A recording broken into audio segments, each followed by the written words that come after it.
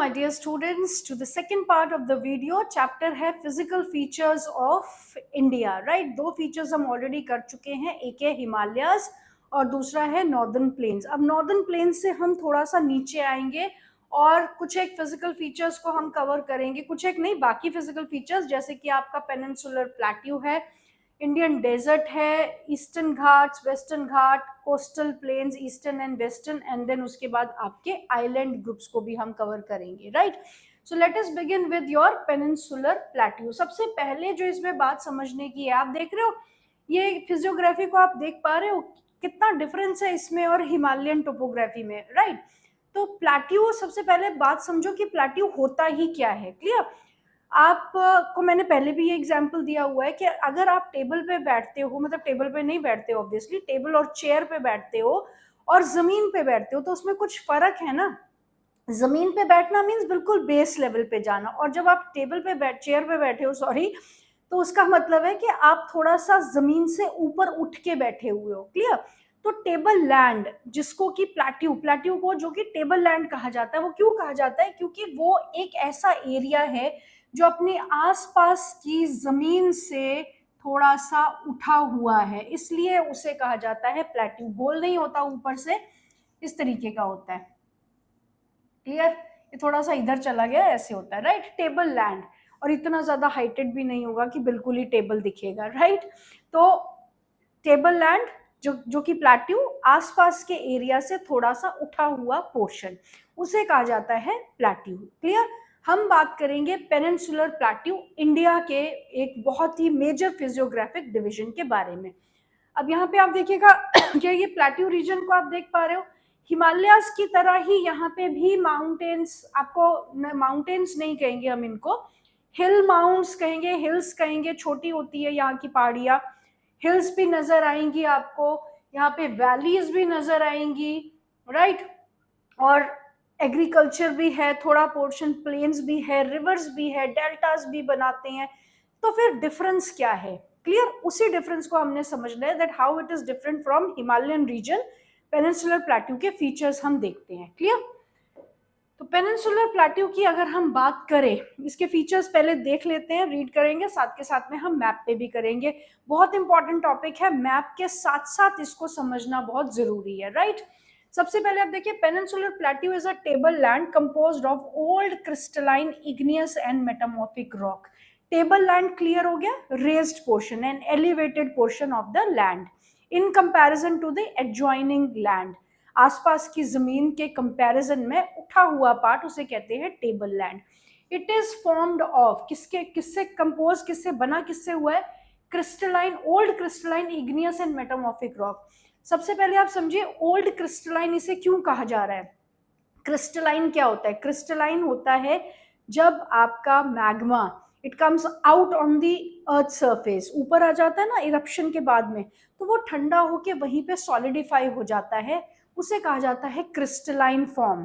Clear? वो ultimately एक rock, चट्टान बन जाती है जो कि हम अर्थ सरफेस के ऊपर देख पाते हैं.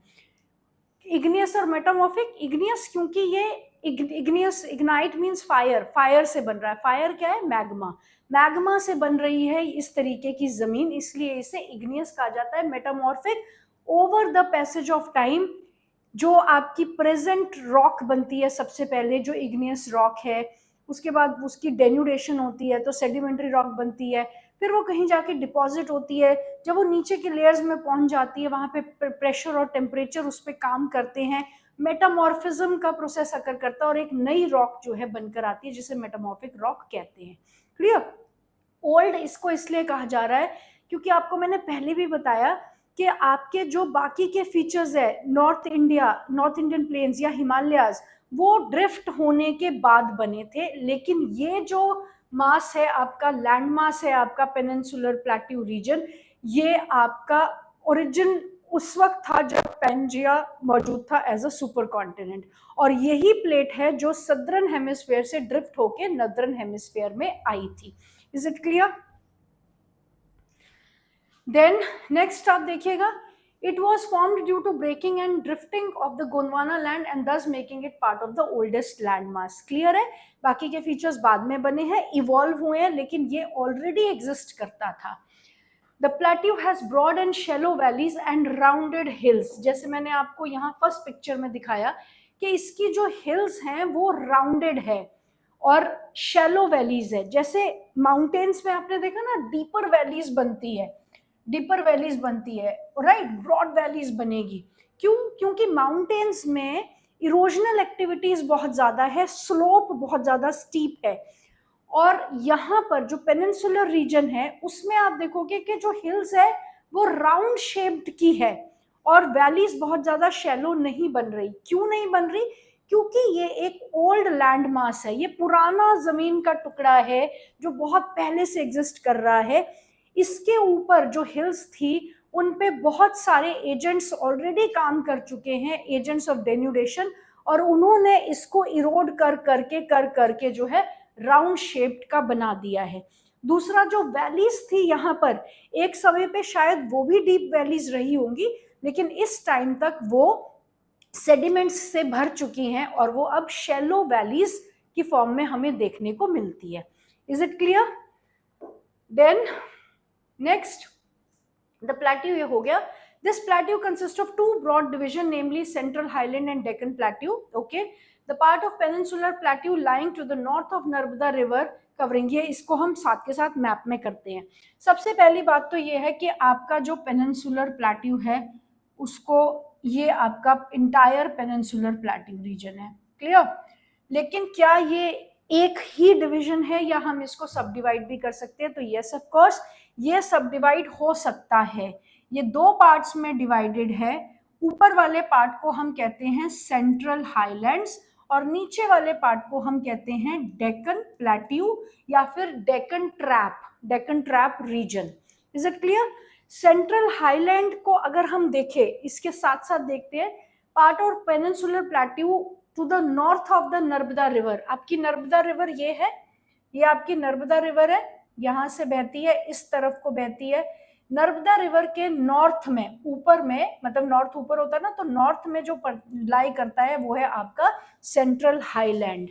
Covering major area of Malwa plateau is known as the central highland. और मेजर एरिया जो है इस सेंट्रल हाईलैंड का, जो जिसने कवर कर रखा है, वो है आपका मालवा प्लेट्यू. ये आपका मालवा प्लेट्यू रीजन है. क्लियर? इसके साथ आपको रीजनल और बहुत सारे प्लेट्यूज है यहाँ पे, बघेलखंड, बुंदेलखंड एंड देन छोटा नागपुर प्लेट्यू. क्लियर? नेक्स्ट देखेंगे फीचर्स क्या है इसके, ये मैं आपको बाद में दिखा दूंगी, Baghelkhand, Bundelkhand. Okay, the Vindhyan range, ये क्लियर हो गया था कि नॉर्थ जो है, नर्मदा रिवर जो है वो इसको साउथ से बॉर्डर करती है. Vindhyan range is bounded by the Satpura range on the south and the Aravalli range to the north west. Aravalli range तो क्लियर है, आपके नॉर्थ में, सेंट्रल हाईलैंड के नॉर्थ में पड़ती है Aravalli range. Vindhyan range is bounded by Satpura range towards the south. That means कि यहाँ पे जो माउंटेन रेंजेस हैं उसके साउथ में, नीचे वाला पार्ट होता है आपका साउथ वाला, तो उसके साउथ में जो है आपको यहाँ पे सतपुरा रेंज देखने को मिलेगी. Is it clear? ये बाउंड करती है छोटा सेंट्रल हाईलैंड की southern boundary. The further westward extension gradually merges with the sandy and rocky deserts of Rajasthan. अगर आप सेंट्रल हाईलैंड के फर्दर वेस्टवर्ड चले जाओ, इस तरफ आ जाओगे, तो यहाँ पर आपको देखने को मिलेगा sandy and rocky desert of Rajasthan towards the west of central highland. The flow of river draining this region, namely Chambal, the Son, Betwa, Ken, is southwest and northeast, thus indicating the slope. मतलब क्या है कि यहाँ पे जो नदियां बहती है, जैसे आपकी चंबल है, सोन है, केन है, बेतवा है, राइट, ये नदियां जो है ये फ्लो करती है साउथ हो गया ये, वेस्ट हो गया ये, साउथ वेस्ट से towards the north east. North ये, ईस्ट ये. ऐसा क्यों है कि ये नदियां नॉर्थ ईस्ट क्यों फ्लो करती है? नॉर्थ ईस्ट ये नदियां इसलिए फ्लो करती है क्योंकि आपका जो पेनिनसुलर प्लेट्यू है उसका बेंड टुवर्ड्स नॉर्थ ईस्ट ही है. मतलब वो आपका जो पेनिनसुलर प्लेट्यू है वो कुछ इस तरीके से नॉर्थ ईस्ट की तरफ बेंड करता है, जिस वजह से नदियां मेनली मेन नदियां, सिर्फ 2 नदियां हैं जो इस तरफ फ्लो करती है अरेबियन सी में, बाकी की सारी नदियां जो है वो नॉर्थ ईस्ट की तरफ फ्लो करती है, क्योंकि जमीन का जो टिल्ट है, पेनिनसुलर प्लेट्यू का जो टिल्ट है वो टुवर्ड्स द नॉर्थ ईस्ट ही है। क्लियर, ये भी हो गया। देन ये भी हो गया। Central highlands are wider in the west but narrower in the east. The eastward extension of this plateau are locally known as Bundelkhand and Baghelkhand. Central highlands are wider in the west and narrow in the east. आप खुद ही देख सकते हो कि यहाँ पे इसकी जो चौड़ाई है वेस्ट में वो ज्यादा है, जबकि इस तरफ की जो इसकी चौड़ाई है वो कम है। ईस्ट की तरफ कम है और वेस्ट की तरफ जो है इसकी चौड़ाई ज्यादा है। क्लियर। और ये मैंने आपको ऑलरेडी दिखा दिया कि यहाँ पे आपका मालवा प्लेट्यू, बघेलखंड, बुंदेलखंड, छोटा नागपुर प्लेट्यू, जो कि रीजनल बीच में प्लेट्यूज डिविजन्स हैं आपके सेंट्रल हाईलैंड्स के। नेक्स्ट पार्ट देखते हैं। The Chota Nagpur plateau marks the further eastward extension drained by Damodar river. Further eastward extension मतलब कि आपका जो छोटा नागपुर प्लेट्यू है, ये छोटा नागपुर प्लेट्यू, ये आपके सेंट्रल हाईलैंड की ईस्टवर्ड एक्सटेंशन है। Clear. The Deccan plateau is triangle. ये छोटा नागपुर प्लेट्यू आपको, सॉरी, सेंट्रल हाईलैंड क्लियर हो गया। Central highland, Aravallis in the north, और नीचे से विंध्यन रेंज के साउथ में सतपुरा रेंज, इसकी बाउंड्रीज डिमार्केट करती है। सेंट्रल हाईलैंड्स को आप फर्दर प्लेट्यू रीजन में भी डिवाइड कर सकते हो। मालवा प्लेट्यू बहुत बड़ा एरिया कवर करता है, उसके बाद बघेलखंड है, बुंदेलखंड, बघेलखंड एंड देन छोटा नागपुर प्लेट्यू। छोटा नागपुर प्लेट्यू जो है वो आपके सेंट्रल हाईलैंड की ईस्टवर्ड एक्सटेंशन है। Is it clear. देन हम आते हैं नीचे वाले पार्ट में, जो कि है डेक्कन ट्रैप या डेक्कन प्लेट्यू जिसे कहा जाता है। The Deccan plateau is a triangular land mass that lies to the south of river Narmada. अब ये है आपकी रिवर नर्मदा। रिवर नर्मदा के साउथ में जो ये ट्रायंगुलर पोर्शन लाई करता है, इसे हम कहते हैं डेक्कन प्लेट्यू या Deccan trap. Deccan plateau is a triangular landmass. Okay, Satpura range flanks its border broad base in the north, while Mahadev and Kemur hills and Michael ranges form its eastern extension.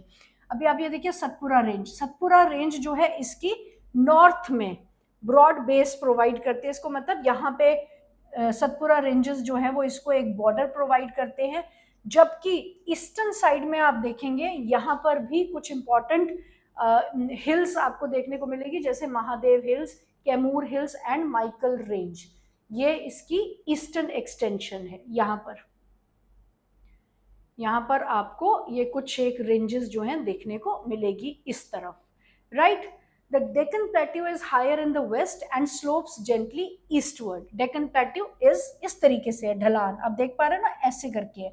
इसी वजह से सारी नदियां जो है वो इस तरफ फ्लो करी। आप देखिए यहाँ पे भी डेल्टा बनाया हुआ है, कृष्णा, गोदावरी, ये जो नदियां हैं, महानदी, गोदावरी, कृष्णा, ये सब नॉर्थवर्ड फ्लो करती हैं, नॉर्थ ईस्ट की साइड, और डेल्टा बनाती है और बे ऑफ बंगाल में अपने आप को खाली करती हैं। An extension of plateau is also visible in the northeast. यहाँ तक समझ में आ गया। The Deccan Plateau is higher in the west and slopes gently eastward. मतलब यहाँ से थोड़ा सा ऊंचा है और ईस्ट की तरफ से थोड़ा सा नीचा है, ढलानदार है। An extension of plateau is also visible in the northeast, locally known as Meghalaya, Caribbee, Angolong Plateau and the Northern Chachar Hills. अब ये क्या बात है? ये बात ये है कि आपका जो पेनिनसुलर प्लेट्यू है उसमें एक ब्रेक आता है यहाँ पर, और आप देखोगे कि पेनिनसुलर प्लेट्यू का एक हिस्सा जो आपकी अर्थ मूवमेंट्स होती है उसकी वजह से यहाँ तक भी आ गया है, तो इससे कहा जाता है ये है आपका मेघालयन प्लेट्यू। और इस प्लेट्यू में आप देखोगे known as Meghalayan, Karbi, Anglong plateau and northern Cachar hills, यहाँ पर भी आपको हिल्स जो है देखने को मिलेगी, अभी उस पर भी हम आएंगे। It is separated by a fault from छोटा नागपुर प्लेट्यू। तो यहाँ पर एक फॉल्ट आता है जिसने ईस्टर्न प्लेट्यू को छोटा नागपुर प्लेट्यू से सेपरेट कर दिया है। फॉल्ट क्या होता है? ब्रेक हो जाता है बीच में से जमीन। फॉल्ट में 3 तरह की मूवमेंट्स होती है, या तो एरिया नीचे चला जाएगा या फिर ऊपर चला जाएगा, और साइड में जो है वो लैंड सबसाइड हो जाएगा। तो एक फॉल्ट यहाँ पर अकर करा है, जिसकी वजह से आपका जो पेनिनसुलर प्लेट्यू कॉन्टिन्यूएशन में हो सकता था यहाँ तक, वो कॉन्टिन्यूएशन में नहीं है। Is it clear? Three prominent hill ranges from the west to east are Garo, Khasi and Jaintia hills. यहाँ पे है गारो खासी एंड जयंतिया हिल्स। ये तीनों की तीनों यहाँ पर आपको हिल्स देखने को मिलेगी। The western Ghats and the eastern Ghats mark the western and eastern edges of the Deccan Plateau separately.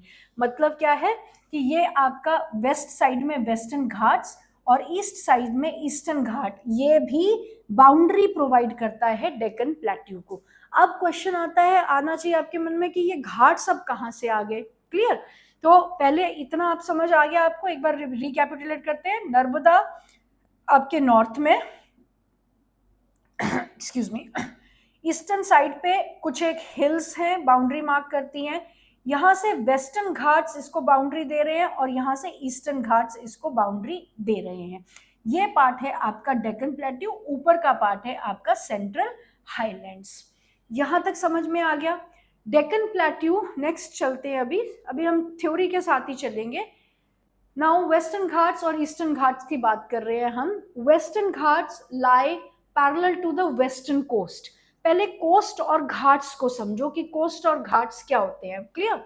अभी आप देखोगे कि जो घाट है, घाट भी आप देखोगे कि एक तरह की हिल्स ही होती हैं, लेकिन उनको हम हिल्स नहीं कहेंगे, वो जैसे टीले होते हैं, राइट? बहुत ज्यादा ऊंचे ऊंचे पहाड़ नहीं होते, बड़ी छोटे छोटे से हिल माउंट्स होते हैं, जो कि माउंटेन्स के कंपैरेटिवली बहुत कम एल्टीट्यूड रखते हैं। Is it clear? तो ये दोनों ही पोर्शन जो है, ईस्ट वेस्टर्न भी और ईस्टर्न भी, यहाँ दोनों ही जगहों पे घाट्स बने हुए हैं। अब ये घाट्स बने कैसे हैं? क्लियर? अब देखो, जब हमने प्लेट्यू को डिफाइन किया कि प्लेट्यू रेज्ड पोर्शन है, तो वो रेज्ड होते हुए बीच में गैप तो बन गया ना। उस गैप को जब सेडिमेंट्स ने फिल किया over the passage of time, million of years लगे उसमें, उस पोर्शन को, उस गैप को जब सेडिमेंट्स फिल करते हैं, तो वहां पर छोटे छोटे माउंट्स बन जाते हैं, जिनको हम घाट्स कहते हैं। क्लियर? तो Western Ghat towards the west and Eastern Ghat towards the east. अब वेस्टर्न घाट्स और कोस्टल प्लेन्स में क्या डिफरेंस है? ये आपका ट्रायंगुलर पोर्शन है। वेस्टर्न घाट ये है आपके कोस्टल प्लेन्स, जो पानी के साथ लगती हुई बाउंड्री है, उनको हम कहते हैं कोस्टल प्लेन्स। यहाँ पर थोड़ा सा गैप छोड़ के अंदर आप देखेंगे, यहाँ पर अंदर एक और इस तरीके के जो घाट्स बने हुए हैं, वो अंदर की तरफ है। तो अंदर की तरफ जो है वो घाट्स हैं, और जो बाहर की तरफ है वो कोस्टल प्लेन्स हैं। आई होप समझ में आ गया होगा। Clear? Then they are continuous and can be cross through passes only. किसकी बात की जा रही है? वेस्टर्न घाट्स की बात की जा रही है। ये जो लाइन यहाँ पर नजर आ रही है आपको, इसकी बात की जा रही है। क्या कहा है इसके बारे में? कि दे आर कॉन्टिन्यूअस। आप देख पा रहे हो कि इसकी ढलान कितनी स्टीप है as compare to Eastern Ghats. ये बहुत स्टीप है और ये थोड़ा सा यूनिफॉर्म टोपोग्राफी है, और इसमें आप देख पा रहे हो कि ब्रेक्स है बीच में, लेकिन इसमें कोई भी ब्रेक नहीं है। दैट मीन्स कि यहाँ पर जो माउंटेन्स हैं वो कॉन्टिन्यूअस है, और वेस्टर्न घाट्स क्या है? They are continuous and can be cross through passes only. ये माउंटेन मतलब जो यहाँ पे हिल्स की चेन है वो कॉन्टिन्यूअस है, और हिल्स के बीच में जो छोटा सा गैप होता है उसको कहते हैं पास। ये पास, तो एक हिल से दूसरी हिल पे जाने के लिए उन पासेस का इस्तेमाल किया जाता है। तो यहाँ पे आपको कॉन्टिन्यूअस माउंटेन चेन्स दिखेंगी, और यहाँ पर उनके जो उनको अगर क्रॉस करना है तो आप सिर्फ पासेस के थ्रू ही उनको क्रॉस कर सकते हो। Clear? The western Ghats are higher than the eastern Ghats. अब ये हायर आप देख पा रहे हो ना कि इसकी स्लोप ज्यादा है, इसलिए इसको हाई कहा जाता है, और ईस्टर्न घाट जो है वो यूनिफॉर्म है। Their average elevation is 900 to 1600 metres as against 600 metres of the eastern Ghat. यहाँ वाली जो माउंटेन्स है वो बहुत छोटी है हाइट में, सिर्फ मतलब एल्टीट्यूड में, हाइट में नहीं, 600 मीटर्स की यहाँ पर एल्टीट्यूडनल वेरिएशन है, मतलब ऊंचाई में। लेकिन अगर आप इनकी बात करो जो आपकी वेस्टर्न साइड पे पड़ता है, तो अगर आपको शिवालिक्स की याद हो, ऑलमोस्ट इतनी ही शिवालिक्स का भी एलिवेशन है जितना इनका है। 900 टू 1100 है शायद, या मुझे ध्यान नहीं आ रहा एग्जैक्टली। और इसका देखोगे आप तो 900 टू 1600 मीटर्स की एलिवेशन है। मतलब ये कि वेस्टर्न साइड पे जो पड़ने वाली चोटियां हैं, माउंटेन्स है, वो थोड़ी सी ज्यादा एलिवेशन में है, जबकि यहाँ वाली थोड़ी सी छोटी है। क्लियर? आई होप समझ में आ गया होगा। Eastern Ghat stretches from Mahanadi valley to Nilgiris in the south. अब हम ईस्टर्न घाट्स की बात कर रहे हैं। Eastern Ghat stretches from river Mahanadi, ये देख पा रहे हो आप रिवर महानदी, यहाँ पर रिवर महानदी से स्ट्रेच होते हैं ईस्टर्न घाट नीचे नीलगिरी माउंटेन्स तक। The eastern ghats are discontinuous and irregular and dissected by rivers draining into Bay of Bengal. आप देख पा रहे हो डिसकॉन्टिन्यूअस, एक इस तरीके से कॉन्टिन्यूअस नहीं है, ब्रेक्स आ रही हैं बीच में इसमें। यहाँ पर भी ब्रेक है, यहाँ पर भी ब्रेक है, यहाँ पर इतना पोर्शन है, फिर इतना पोर्शन है, फिर इतना पोर्शन है। तो ये कॉन्टिन्यूअस चेन नहीं है, ये इरेगुलर है, डिसकॉन्टिन्यूअस है and dissected by river. Dissected by river का क्या मतलब है? आप देखोगे इस तरफ पे कोई भी रिवर जो है डेल्टा नहीं बना रही है, मतलब जो वेस्टर्न घाट्स है उनको चीर कर अरेबियन सी की तरफ नहीं निकल पा रही है। लेकिन इस तरफ की रिवर्स जो है, क्योंकि ढलान भी उसी तरफ को है, तो वो डेल्टा बना रही है और वो बे ऑफ बंगाल में फॉल करती है। डाइसेक्ट मतलब उसको काट के, ईस्टर्न घाट्स को काट के यहाँ से नदियों ने डेल्टा बनाया है और फिर वो बे ऑफ बंगाल में फॉल करती है। क्लियर? यहाँ की नदियां जब हम डिफरेंस करेंगे ना, फिर मैं आपको ये समझाऊंगी। थोड़ा सा इसमें हमें रिवर की स्टेजेस पर भी जाना पड़ेगा, राइट? तो यहाँ तक क्लियर हो गया। Then the Western Ghats causes orographic rain by facing the rain-bearing moist winds to rise along the western slopes of the Ghats. सारे ही चैप्टर का मिश्रण है आपके इसमें। अब ओरोग्राफिक रेन क्या होती है? अलग अलग तरह की रेन्स होती है, ओरोग्राफिक होती है, फ्रंटल होती है, राइट? हम ये बाद में जाएंगे, इस टॉपिक में बहुत डिस्कशन लंबा चला जाता है।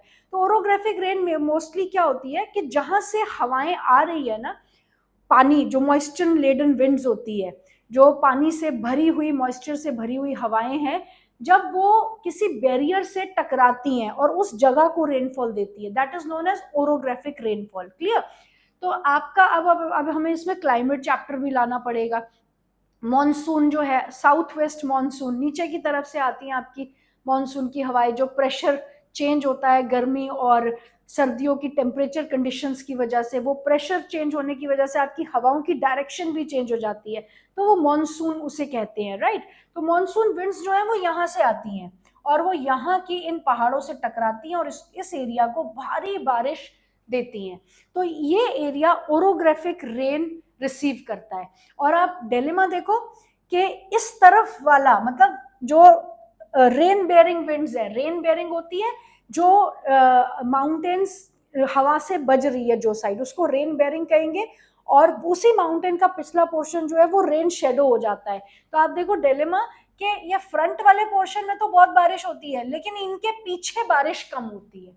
Is it clear? And by the time जब तक ये हवाएं ईस्टर्न घाट तक पहुंचती है, तब तक ये अपना मॉइस्चर जो है काफी खो चुकी होती है। Is it clear? तो कौन सा पॉइंट था?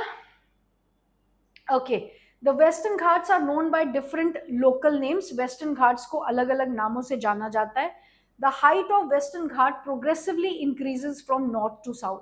हर पॉइंट को ध्यान से समझो, इसका क्या मतलब है? The height of western Ghat progressively increases from north to south. इसका मतलब है कि यहाँ पर जो चोटियां हैं, पहले वाली छोटी है, फिर उससे बड़ी है, फिर उससे बड़ी है, फिर उससे बड़ी है, फिर उससे बड़ी है, मतलब हाइट जो है वो प्रोग्रेसिवली बढ़ रही है नॉर्थ से साउथ की तरफ। वेस्टर्न घाट की नहीं, वेस्टर्न घाट्स में जो हिल माउंट्स है उनकी हाइट जो है वो प्रोग्रेसिवली बढ़ती है।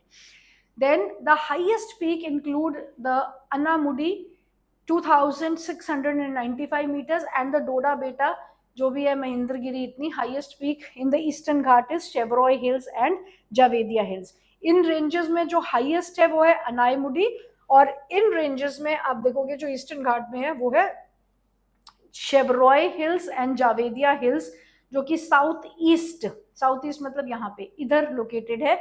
तो इनकी हाइट जो है वो वेस्टर्न घाट्स की जो हिल्स है उनकी हाइट से काफी कम है। आई होप आपको पॉइंट्स समझ में आ रहे हैं। देन नेक्स्ट पॉइंट क्या है, डिफरेंसेस। डिफरेंसेस जो है ये क्वेश्चन अक्सर 5 नंबर में डाला जाता है, 3 नंबर में, 5 नंबर में, और ये इजी डिफरेंसेस है, इसलिए बच्चों को ये क्वेश्चन बहुत स्कोरिंग भी लगता है। मैक्सिमम बच्चे जो है इसका आंसर करेक्ट लिख के जाते हैं। तो अगर हम इसके डिफरेंसेस को देख ले, western Ghats lie on the western margin of the Deccan plateau, obvious सी बात है, इसीलिए उन्हें वेस्टर्न कहा जाता है। Eastern Ghats lie on the eastern margin of the Deccan plateau, obvious सी बात है, इसीलिए उसको ईस्टर्न घाट कहा जाता है। Western Ghats are higher in the elevation, their average elevation is 900 to 1600 metre. Higher in elevation 900 to 16, क्योंकि स्लोपी है तो उस वजह से भी यहाँ पर जो आपको माउंटेन्स मिलेगी वो हायर एलिवेशन की मिलेगी, and increasing from north to south. यहाँ की माउंटेन्स की एलिवेशन है 600 to 1600 मीटर्स, सॉरी 900 है, 600 नहीं है, 900 है। The eastern Ghats are lower in elevation, their average elevation is 600 metres. यहाँ की जो माउंटेन्स है उनकी एलिवेशन जो है वो है 600 meters. They have a continuous chain of mountains and can be crossed through passes. Continuous chains of mountains and passes के through इनको हम cross कर पाते हैं. The mountain chains are not continuous and are denuded by the river which flow into the Bay of Bengal. यहाँ पे mountains जो हैं वो continuous नहीं है, और यहाँ पर rivers जो है उनको डेन्यूड मतलब रिवर्स ने उन पे काफी काम कर रखा है उन हिल्स पे, जिस वजह से उनकी एलिवेशन बहुत ज्यादा नहीं है। और रिवर्स जो हैं इस तरफ पे बे ऑफ बंगाल में गिरने से पहले डेल्टा भी क्रिएट करती हैं, और डेल्टा भी आप देखो वहीं पे क्रिएट होता है जहां पे स्लोप जो है यूनिफॉर्म होगी। जब तक स्लोप स्टीप है तब तक डेल्टा नहीं बनेगा, क्योंकि डेल्टा बनने के लिए डिस्ट्रीब्यूटरीज का बनना बहुत जरूरी है। जैसे माउंटेन्स के ऊपर वाले रीजन में ट्रिब्यूटरीज ज्वाइन करती हैं रिवर को अलग अलग जगहों से, वैसे ही रिवर की लास्ट स्टेज में डेल्टा बनने से पहले डिस्ट्रीब्यूटरीज बनती है, मतलब रिवर अपने आप को बांट देती है अलग अलग ब्रांचेस में, इसलिए यहाँ पे डेल्टा जो है बनता है, right. No major river has cut across them, मतलब कोई भी मेजर रिवर जो है इस वेस्टर्न घाट वाली साइड को कट अक्रॉस नहीं कर पाई है। They have been cut across by the major rivers like Godavari, Mahanadi, Krishna and Kaveri. और यहाँ पर हमने पहले ही पढ़ लिया है कि ईस्टर्न घाट्स वाली तरफ पे सारी नदियां ऑलमोस्ट जो फ्लो कर रही है, फ्लो तो उसी तरफ को कर रही है ना, नॉर्थ ईस्ट की तरफ, लेकिन डेल्टा भी बना रही है। जबकि इधर वाली रिवर्स जो हैं वो एक स्मॉल फीचर होता है डेल्टा की जगह एस्चुरी, और एस्चुरी बनाने के बाद डायरेक्टली फॉल कर जाती है अरेबियन सी में। Is it clear? डिफरेंस समझ आ गया? Eastern Ghat, western Ghat. हमने शुरू किया था पेनिनसुलर प्लेट्यू से। Peninsular plateau, central highland, Deccan plateau, उसकी boundaries Aravalli ranges, then Vindhyan range, Satpura range, नीचे नर्मदा रिवर भी बाउंड्री दे रही है। इधर ईस्टर्न हिल्स हैं, ईस्टर्न घाट्स है, इधर वेस्टर्न घाट्स है, और उसमें छोटी छोटी वेस्टर्न हिल्स कह सकते हैं हम, राइट। देन उसके बाद हम आते हैं last part of peninsular plateau. One distinct feature of peninsular plateau is black soil area known as Deccan Trap. This is of volcanic origin, hence rocks are igneous. तो यहाँ जो डेक्कन ट्रैप रीजन है वो ब्लैक सॉइल रीजन है, और उसे cotton growing belt of India कहा जाता है, क्योंकि कॉटन के लिए जो है बेस्ट सॉइल आपका ब्लैक सॉइल रहता है। तो ब्लैक सॉइल यहाँ कहाँ से आया?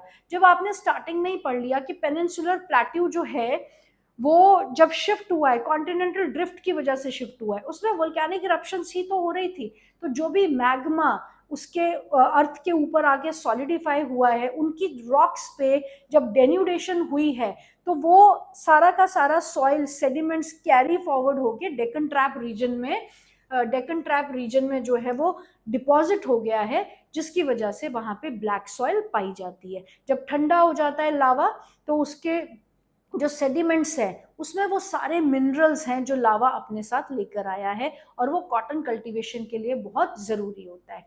Is it clear? Actually, these rocks have denuded over time and are responsible for the formation of black soil. Aravali Hills lies on the western and northwestern margins of the peninsular plateau. ये हम already देख चुके हैं. These are highly eroded hills and are found as broken hills. They extend from Gujarat to Delhi in southwest and north east direction. Aravalli hills आपने ऊपर देखी थी ना राजस्थान के पास में, तो वो भी बहुत ज्यादा डेन्यूड हिल्स है. उसके ऊपर भी बहुत से एजेंट्स नहीं है. अरावली में मेनली जो है बारिश तो होती है, लेकिन वहां पर हवाएं जो हैं वो ज्यादा स्ट्रॉन्गर एजेंट ऑफ डेन्यूडेशन का काम करती है. Is it clear? Peninsular plateau clear हो गया है? एक बार मुझे ऐसे लगता है कि एक बार फिर से देख ले, क्योंकि कितना सारा कुछ है इसमें समझाने के लिए. सो एक बार देख लेते हैं. पूरा रीजन पेनिनसुलर प्लेट्यू दो पार्ट्स में divided. Central highland, Deccan plateau. Central highland Aravalli Vindhyan के बीच वाला एरिया मालवा प्लेट्यू. उसके बाद बघेलखंड, बुंदेलखंड, छोटा नागपुर प्लेट्यू. छोटा नागपुर प्लेट्यू फॉल्ट से अलग होता है, अदरवाइज ये प्लेट्यू ईस्टवर्ड भी एक्सटेंड होता है, जिसको मेघालयन प्लेट्यू कहा जाता है. कैरेबी एंड एंगोल आइलैंड प्लेट्यूज यहाँ पर आपको देखने को मिलेंगे. डेक्कन प्लेट्यू बीच वाला एरिया जो है आपका डेक्कन ट्रैप रीजन है आपका, ये वाला. एंड देन इसकी बाउंड्री आप देख लो, नर्मदा ऊपर, यहाँ पर वेस्टर्न ईस्टर्न घाट, इस तरफ से वेस्टर्न घाट. फिर हमने वेस्टर्न घाट और ईस्टर्न घाट के डिफरेंस को भी समझा. Is it clear? ये था आपका थर्ड फिजिकल फीचर. उसके बाद अब हम मूव करेंगे अपने डेजर्ट्स की तरफ. बहुत ही सुंदर और पिक्चर सीक्वेंस देखने में लगता है, लेकिन लाइफ यहाँ की बहुत टफ रहती है. और जब भी हमें डेजर्ट की इमेजिनेशन आती है तो mainly scarcity of water and vegetation यहाँ पर देखने को मिलती है. क्लियर? बेसिक फीचर जो है डेजर्ट के आपके वो यही है. यहाँ पर आपको ज्यादातर एरिया में सैंड देखने को मिलेगी, लेकिन इसका मतलब ये नहीं है कि पूरा का पूरा राजस्थान ही डेजर्ट है. Western part of Rajasthan is desert, लेकिन अगर आप बाकी की सिटीज देखोगे, जयपुर है, जैसलमेर है, उदयपुर है, वो कितनी सुंदर सिटी है और पूरे तरीके से बहुत अच्छे से वो सिटीज बसी हुई है. पूरी लाइफ वहां पे नॉर्मल जैसे और कहीं चलती है वैसे ही वहां पे चलती है, क्योंकि only western part of Rajasthan is desert. Is it clear? Desert को जो सिंबलाइज करती है ना उनकी डिस्ट्रिक्ट्स, वो है बीकानेर, जैसलमेर, बाड़मेर जैसी जगहें हैं जो टिपिकल डेजर्ट एरियाज है. अब डेजर्ट एरिया के स्पेसिफिक फीचर्स, जो इसके फीचर्स बुक में दिए हुए हैं वो हम बाद में भी कर देंगे, लेकिन मैं आपको इसकी बेसिक इंट्रोडक्शन दे देती हूँ कि आपका जो डेजर्ट रीजन है वो मेनली उसके जो फीचर्स होते हैं, scarcity of water, scarcity of vegetation, scarcity of human habitation also, क्योंकि ह्यूमन हैबिटेशन आपको मिलेगी एक पर्टिकुलर साइड पे ईस्टर्न पार्ट ऑफ राजस्थान में. क्लियर?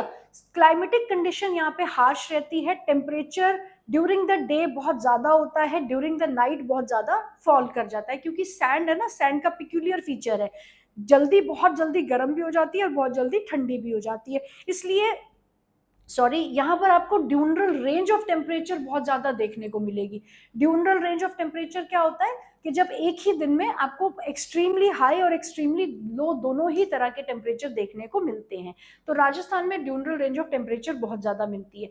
यहाँ की जो वेजिटेशन है वो मेनली बुशेस टाइप की होती है, झाड़ियां होती है, कांटेदार झाड़ियां होती है, और आपने देखा होगा शॉर्ट स्टंटेड होती है, छोटी हाइट की होती है. बहुत ज्यादा लंबे पेड़ यहाँ पे नहीं पाए जाते क्योंकि पानी नहीं है. बबूल, किक्कर जैसी झाड़ियां यहाँ पर पाई जाती है, और उसका भी दो रीजन है. एक तो यहाँ पे कांटेदार जो पौधे मिलते हैं, जैसे कैक्टस है, कैक्टाई फैमिली, वो यहाँ पर इसलिए मिलते हैं क्योंकि पत्ते होते हैं ना, पत्तों में आपने साइंस में पढ़ा होगा ट्रांसपिरेशन बहुत ज्यादा होती है. ट्रांसपिरेशन मतलब कि जितना मॉइस्चर प्लांट को चाहिए उतना वो अपने अंदर रख लेता है, बाकी का वो इवेपोरेशन के थ्रू एटमॉस्फेयर में वापस रिलीज करता है. तो इमेजिन करो अगर राजस्थान की वेजिटेशन में भी पत्ते होते तो मॉइस्चर पहले ही नहीं है, उसके ऊपर से ट्रांसपिरेशन. क्लियर? तो यहाँ पे आपको कांटेदार स्पाइनी आपको जो वेजिटेशन है वो देखने को मिलेगी.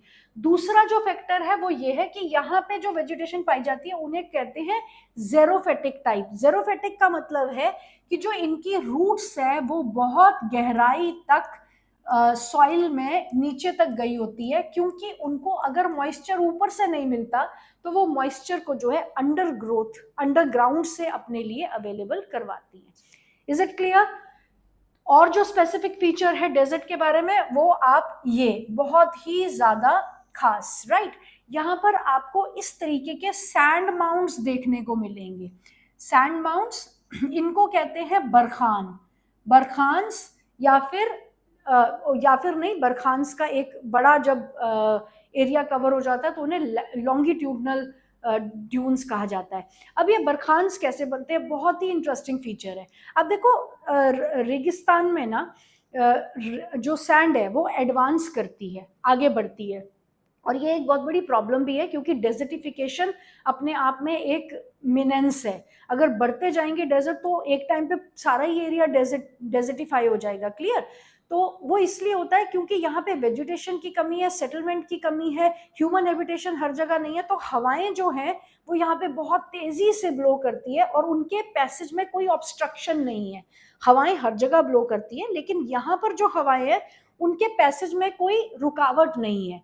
तो सैंड ड्यून्स देखो अब कैसे बनते हैं, बड़ा इंटरेस्टिंग है कि हवाएं अगर इस डायरेक्शन से आ रही है, ब्लो कर रही है, और उसके रास्ते में एक छोटी सी झाड़ी अगर आ गई तो वो हवा जो है उस सैंड को यहीं पर छोड़ देगी। अब जब यहाँ छोड़ रही है तो धीरे धीरे इस तरीके से ये सैंड माउंट्स बन रहे हैं। अब ये जो सैंड माउंट बना है वो फिर हवा, आने वाली हवा के पैसेज में फिर से ब्लॉकेज बन जाएगी, फिर से ब्लॉकेज बन जाएगी, तो यहाँ पर एक और सैंड ड्यून बन जाएगा। तो एक सैंड ड्यून जो है दूसरी सैंड ड्यून फॉर्मेशन में हेल्प करता है। इवन आप देखोगे कि अगर कभी सैंडस्टॉर्म आ जाता है और एलिफेंट कहने लगी थी, रेगिस्तान में एलिफेंट, ओके, जो कैमल है, जब वो बैठ जाता है रेगिस्तान में तो वो भी हवा के रास्ते में, पैसेज में रुकावट बन जाता है और उसके पीछे भी सैंड माउंट बन जाएगा। इस तरीके से जगह जगह पे आपने देखा है पूरा सैंड माउंट्स बने होते हैं।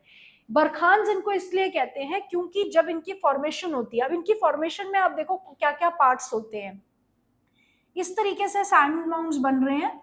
इन पार्ट्स को कहा जाता है हॉर्न्स, HORNS, हॉर्न्स। जब ये हॉर्न्स बहुत ज्यादा बढ़ जाते हैं इस तरीके से और ये क्रीसेंट मून की तरह लगते हैं, मतलब आधे चांद की तरह लगते हैं, तब इन्हें कहा जाता है बरखान्स। Is it clear? और जब यही बरखान, बहुत सारे बरखान्स कंबाइंड होके एक ज्यादा एरिया को घेर लेते हैं तो ये लॉन्गिट्यूडनल ड्यून्स कहलाते हैं। Is it clear? दूसरा फीचर जो डेजर्ट के बारे में समझने वाला है कि यहाँ पे नदियां नहीं है, सैंडी एरिया, नदियां कहाँ से होगी? और यहाँ की जो स्ट्रीम्स है ना, जो यहाँ पे छोटे मोटे रिवलेट्स बहती हैं, छोटी मोटी मतलब रिवर्स बहती हैं, रिवर तो है ही नहीं है, लूनी एक रिवर है, लेकिन अगर कोई छोटा मोटा पानी का नाला है, रिवर नहीं है मतलब, तो मतलब पानी का अगर कोई स्रोत है तो वो एपीहेमरल है। एपीहेमरल मतलब कि वो रेनी सीजन होगा तो वो नजर आएंगी बहती हुई, अगर रेनी सीजन नहीं है तो वो गायब हो जाएंगी। और लूनी यहाँ की एकमात्र नदी है जो रेगिस्तान में पाई जाती है। Is it clear? I think काफी कुछ मैंने कवर कर लिया है, एक बार पॉइंट्स इसके देख लेते हैं। Indian desert lies towards the western margins of Aravalli hills, okay, western parts में है। It is undulating sandy plain covered with sand. Undulating मतलब सीधा नहीं है, ऐसा नहीं है, अंडुलेटिंग मीन्स ऐसे। और अंडुलेटिंग किस वजह से? सैंड्स की वजह से, सैंड की वजह से। The region receives very low rainfall, 150 mm per year के हिसाब से बहुत कम बारिश यहाँ पे होती है। It has arid climate with low vegetation, arid means Sandy, रेतीला, और लो वेजिटेशन। मैंने आपको सारे फैक्टर्स बता दिए हैं कि वेजिटेशन यहाँ क्यों नहीं है और है तो किस तरीके की है। Streams appear during rainy season, बरसात होती है तो यहाँ पे स्ट्रीम्स भी देखने को मिलती है, अदरवाइज नहीं होती। Soon after they disappear into the sands as they do not have enough water to reach the sea. Luni is the only large river in this region. Barkhan, the crescent-shaped dunes cover larger areas, but longitudinal becomes more prominent near Indo-Pakistan boundary. If you visit Jaisalmer, you may see the group of Barkhans. तो Barkhans जो है वो आपको बड़े बड़े जो sand dunes होते हैं, एलोंगेटेड बरखान्स को ड्यून्स, सैंड ड्यून्स कहा जाता है, लॉन्गिट्यूडनल ड्यून्स कहा जाता है, वो ज्यादा आपको इंडो पाकिस्तान बॉर्डर की तरफ वो जो है आपको देखने को मिलते हैं। Is it clear? I hope this is all about desert we are talking about. this region, mainly this region over here, the Great Indian Desert. Clear? Western part. Then we have the coastal plains, another very important feature, जो कि है आपका coastal planes. अब हम बात कर रहे हैं इस एरिया की। आपने फर्स्ट चैप्टर में मेनलैंड बाउंड्री की थी ना, मेनलैंड मतलब पूरी की पूरी, और उसके बाद कोस्टल प्लेन की बाउंड्री थी अलग से। Is it clear? ये है आपके coastal planes, right? Eastern coastal plain and western coastal plain. जाहिर सी बात है, नाम से ही आपको पता चल रहा है कि जो ईस्ट में लाई करते हैं वो ईस्टर्न कोस्टल प्लेन, जो वेस्ट में लाई करते हैं वो वेस्टर्न कोस्टल प्लेन। काफी सिमिलैरिटीज इसमें ईस्टर्न घाट और वेस्टर्न घाट की आपको देखने को मिलेगी कि जो आपका वेस्टर्न कोस्टल प्लेन है वो कॉन्टिन्यूअस है, और जो आपके ईस्टर्न कोस्टल प्लेन है वो थोड़े से मतलब स्टीप नहीं है, स्टीप नहीं है। Clear? The peninsular plateau is flanked by stretch of narrow coastal strips running along the Arabian Sea on the west and Bay of Bengal on the east. कि peninsular plateau की जो east है और waste है उसमें आपको eastern coastal plain और western coastal plain की प्रेजेंस जो है वो देखने को मिलेगी। एक कोस्टल प्लेन बनाता है बाउंड्री अरेबियन सी के साथ, और एक कोस्टल प्लेन बनाता है बाउंड्री अपनी बे ऑफ बंगाल के साथ। कोस्टल प्लेन्स मतलब मेनली हमारी जो नेवी की टेरिटोरियल है, वाटर टेरिटोरियल लिमिट्स है जो इंडिया की, right? The western coast sandwiched between the east western Ghat and the Arabian sea is a narrow plain. आपका जो वेस्टर्न कोस्ट है किसके बीच में? अरेबियन सी एक तरफ और वेस्टर्न घाट एक तरफ, तो दोनों के बीच में सैंडविच हुआ है ये। क्लियर? ये जो है आपका वो नैरो है, नैरो है। यहाँ आपका मतलब कि वेस्टर्न घाट और इसके बीच में यहाँ पर कम एरिया पड़ा हुआ है, जबकि आप देखोगे यहाँ पर इसके जो आपका ईस्टर्न कोस्टल है और ईस्टर्न घाट है उसके बीच में आप देख पा रहे हो ज्यादा एरिया है, तो ये ब्रॉडर है और ये नैरो है। Then it consist of 3 sections. The northern part of the coast is called, अब हम इसकी बात कर रहे हैं, जो बाहर वाला एरिया है इसकी बात कर रहे हैं कि हम इसको भी डिवाइड करते हैं। इसको हम कैसे डिवाइड करते हैं? इसको हम 3 पार्ट्स में डिवाइड करते हैं। महाराष्ट्र से गोवा तक का जो आपका एरिया आता है वो है आपकी कोंकण कोस्ट। उसके बाद में बीच वाला एरिया जो है आपका, ये देखिए, it consist of 3 sections. The northern part of coast is called Konkan, Mumbai to Goa, Mumbai to Goa Konkan coast. फिर है आपकी कन्नड़ कोस्ट और फिर है आपकी Malabar coast. The central stretch is called Kannada coast. ये वाला जो एरिया है आपका वो है कन्नड़ कोस्ट, और उसके बाद है आपका नीचे मलाबार कोस्ट। ये वाली आपकी मलाबार कोस्ट है, ये मलाबार कोस्ट है, ये कन्नड़ कोस्ट है, ये कोंकण कोस्ट है। ऐसे ही आपके ईस्टर्न पार्ट को भी हम डिवाइड करते हैं, जो आपका ये इसमें 2 डिविजन है सिर्फ, नीचे की कारामंडल कोस्ट और ऊपर वाली नॉर्दर्न किरकार्स। ये देखिए, the plain along the Bay of Bengal are wide and level. In the northern part it is referred to as the northern kirkar. northern part कौन सा हो गया? ऊपर वाला जो पोर्शन है ये वाला, इसको नॉर्दर्न किरकार्स कहते हैं, और ये जो नीचे वाला एरिया है इसको कारामंडल कोस्ट कहते हैं। और ये कोस्टल प्लेन्स जो है ब्रॉडर है as compare to this coastal plain. Large rivers such as Mahanadi, Godavari and Krishna and Kaveri have formed extensive delta on this coast. Lake Chilka is also important feature of the eastern coast. तो पहले भी मैंने आपको बताया कि बड़ी नदियां जैसे महानदी है, गोदावरी है, ये इधर से इधर बह रही है, इधर से इधर नहीं आ रही, ये यहाँ से इधर जा रही है, राइट? गोदावरी, कृष्णा, कावेरी, महानदी, ये सारी नदियां डेल्टा बनाती है ईस्टर्न कोस्टल प्लेन में पहुंचकर, और फिर अपने आप को डिबाउंस कर देती है बे ऑफ बंगाल में। ईस्टर्न कोस्टल प्लेन का एक और स्पेसिफिक फीचर है उड़ीसा में आपकी लेक चिल्का, जो कि इंडिया की लार्जेस्ट सॉल्ट वाटर लेक है। नेचुरल लेक्स है ना इंडिया में, जैसे जम्मू एंड कश्मीर में भी है वुलर लेक, लेकिन वो फ्रेश वाटर लेक है, और ये आपकी लेक है salt water lake. Is it clear? Then next क्या है हमारे आइलैंड्स। लास्ट फीचर जो हमारी कंट्री का रहता है वो है आइलैंड्स। आप देख पा रहे हो, Lakshadweep island in Arabian sea, and Bay of Bengal में है आपके अंडमान एंड निकोबार आइलैंड। ये एक ही ग्रुप ऑफ आइलैंड है। मैं आपको जनरल बता देती हूँ, फिर इसके पॉइंट्स हम रीड करेंगे, राइट? आइलैंड, ओके, ये एक ही आइलैंड ग्रुप है और यहाँ पर आपको दो ग्रुप ऑफ आइलैंड देखने को मिल रहे हैं, अंडमान एंड निकोबार आइलैंड। सबसे पहले बात है कि आइलैंड होते कैसे हैं, बनते कैसे हैं, क्लियर, उसको समझना जरूरी है। आइलैंड क्या है? आपका जो वाटर बॉडी है, suppose this is your water body, उसके बीच में एक जमीन का टुकड़ा, उसको हम आइलैंड कहते हैं। अब ये आइलैंड्स जो हैं दो तरीके से बन सकते हैं। एक है कोरल आइलैंड, जो कि आपके लक्षद्वीप आइलैंड्स है, इनको कोरल आइलैंड्स कहा जाता है।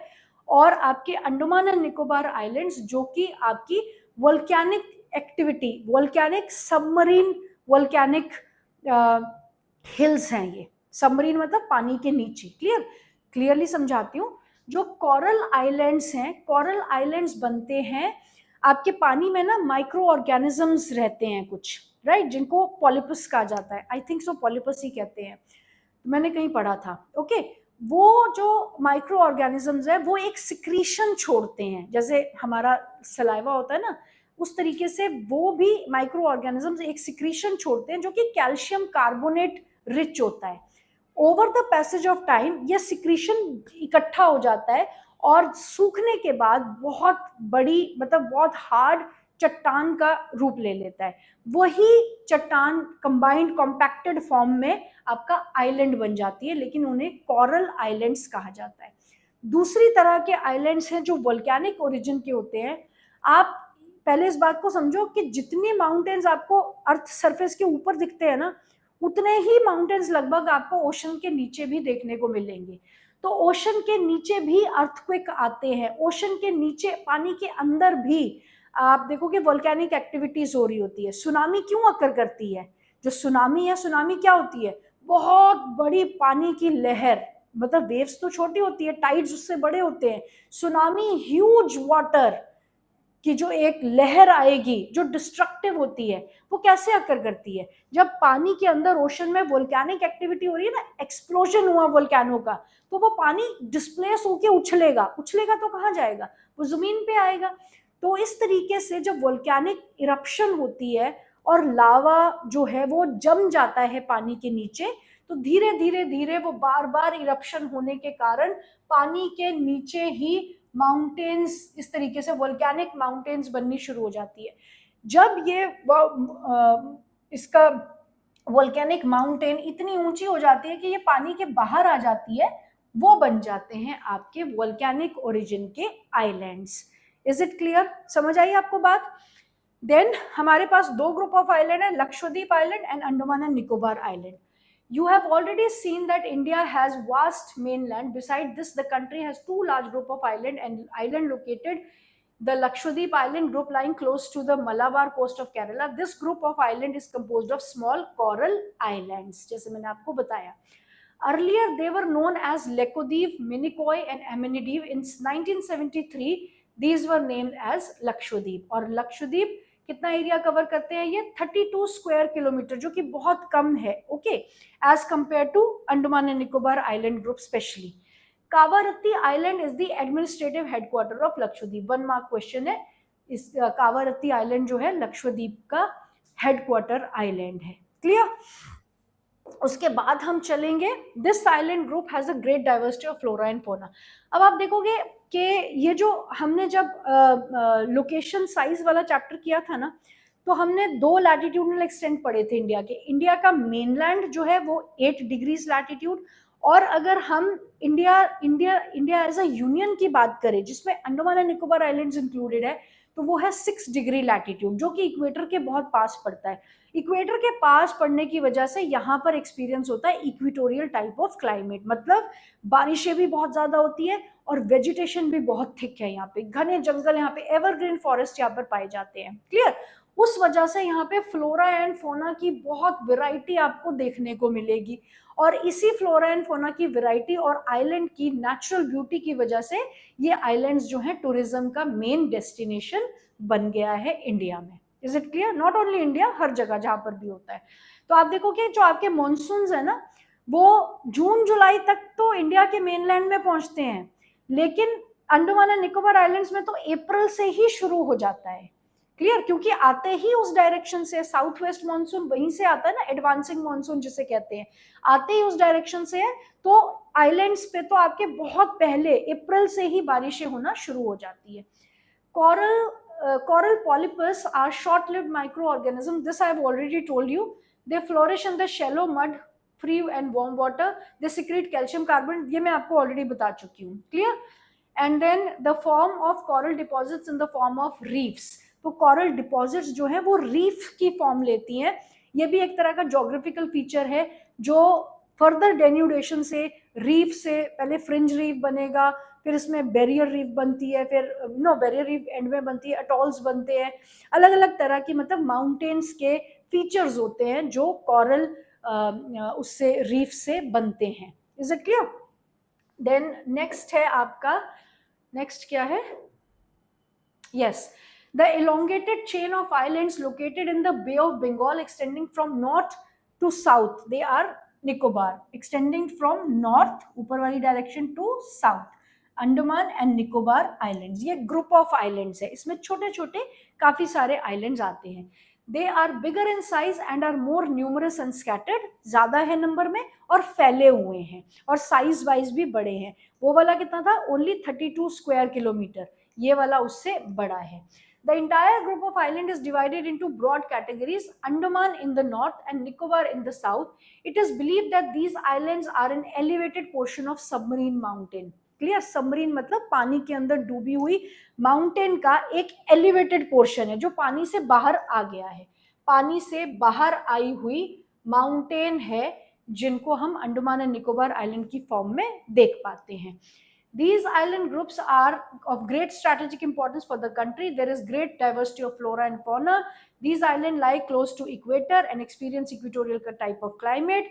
India's only active volcano is found on the Barren Island in Andaman and Nicobar Island. Same बात इसके लिए भी, equatorial type of climate, flora and fauna की भरमार यहाँ पर, tourism का एक hotspot point है ये, और यहीं पर आपका जो इंडिया का इकलौता एक्टिव वॉल्केनो है बैरन आइलैंड। बैरन आइलैंड नाम से ही पता चल रहा है, बैरन, बैरन मीन्स उजाड़, जो उजड़ा हुआ है, बंजर।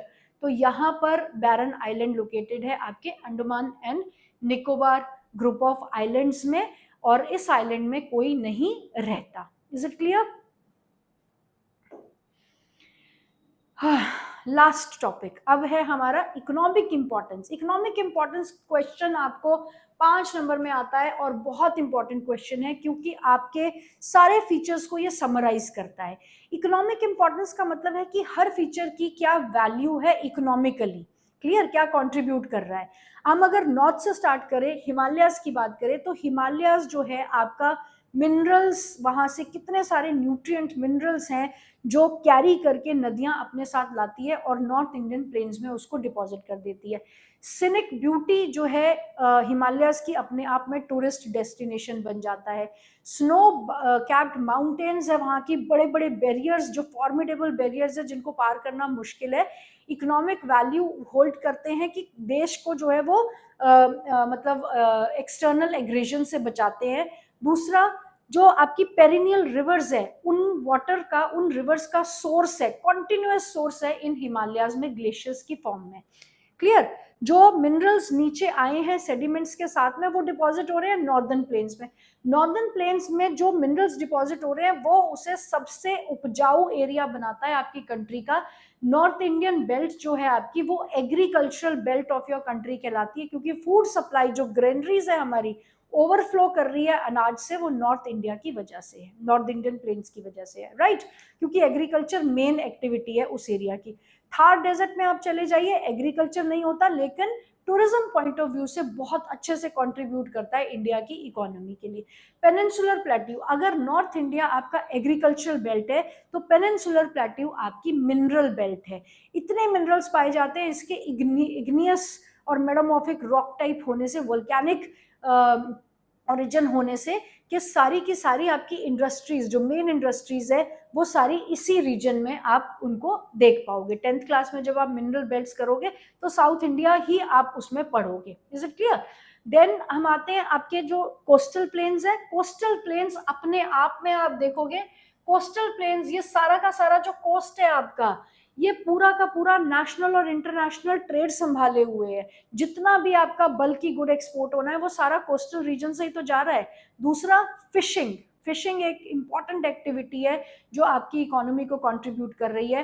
कोस्टल एरिया में जितने भी पोर्ट्स हैं वो आपके इंटरनेशनल ट्रेड को फैसिलिटेट करते हैं। इसलिए आप देखोगे कि हर आपका जो फिजिकल फीचर है वो बहुत ज़्यादा इकोनॉमिकल वैल्यू रखता है आपकी कंट्री के लिए। आइलैंड्स पे आ जाओ आप, flora and fauna rich, and tourism जो है ये मेन डेस्टिनेशन है टूरिज्म पॉइंट ऑफ व्यू से। आई होप इकोनॉमिक वैल्यू सबकी समझ में आ गई है। So a detailed account of different physical features unit highlights the unique feature of each region. It would, however, be clear that each region complements the other and makes the country rich in its natural resources. The mountains are the major source of water and forest wealth. Northern plains are the granaries of the country. They provide the base for early civilization. Plateau is storehouse of mineral which played a crucial role in industrialization of the country, and coastal region and island group provide sites for fishing and port activities. Thus, diverse physical features of land have immense future possibilities for the development. With this, we have completed the chapter. Economic value सबको समझ आ गई। 5 number या 3 number के point of view से ये question जरूर आता है, इंपॉर्टेंट क्वेश्चन है। So from mountains to islands, हमारे यहाँ 6 मेजर फिजियोग्राफिक डिविजन्स देखने को मिलती है, जिसकी वजह से इंडिया में हर चीज की रेफरेंस में इतनी डाइवर्सिटी आपको देखने को मिलेगी। अगर ये फिजियोग्राफिक डिविजन्स नहीं होती ना, तो ना हमारा कल्चर डिफरेंट होना था, ना हमारी फूड हैबिट्स डिफरेंट होनी थी, ना हमारे ड्रेस कोड डिफरेंट होना था, ना हमारे पास इतनी वेराइटी ऑफ फोक लेयर होती। तो सबका एक ही जैसा कल्चर होता नॉर्थ से लेकर साउथ तक। इज इट क्लियर कि किस तरीके से ज्योग्राफिकल पॉसिबिलिटीज इंपैक्ट करती है आपकी कल्चरल और इकोनॉमिक एंड पॉलिटिकल एक्टिविटीज को। आई होप चैप्टर क्लियर हो गया है। Thank you for watching. God bless you all.